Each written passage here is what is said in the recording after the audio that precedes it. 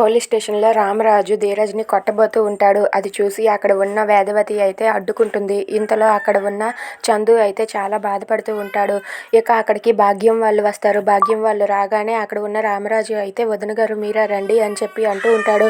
"ఏంటి రండి అనడానికి ఇదేమైనా పెళ్లి పేరంటకం అనుకుంటున్నారా? పోలీస్ స్టేషన్ ఇది. అయినా మీలాంటి వాళ్ళతో సంబంధం కలుపుకోవడం మాది తప్పు.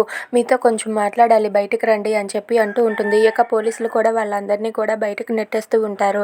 ఇక అక్కడ ఉన్న భాగ్యం రామరాజుతో ఇలా అంటూ ఉంటుంది.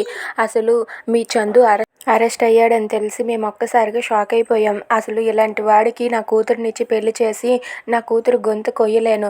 కాబట్టి నేను ఒక నిర్ణయానికి వచ్చేసాను. అదేంటంటే నా కూతురితో నీ కొడుకు పెళ్లి జరిపించను. మీకు మీ సంబంధానికి ఒక దండం" అని చెప్పి భాగ్యం రామరాజుతో అనేస్తుంది. అది వినగానే రామరాజు అలాగే అక్కడ ఉన్న వేదవతి, ప్రేమ, ధీరజ్, సాగర్, నర్మద వాళ్ళైతే ఒక్కసారిగా షాక్ అయిపోతారు.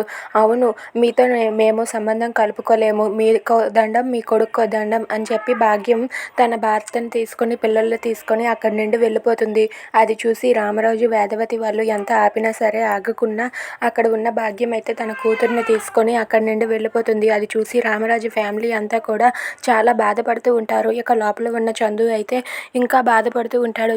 ఎందుకు నాకే ఇలా జరుగుతుంది? ఎప్పుడు ఇలానే జరుగుతుందా నా పెళ్లి విషయంలో అని చెప్పి చందు అయితే ఇంకా ఏడుస్తూ ఉంటాడు.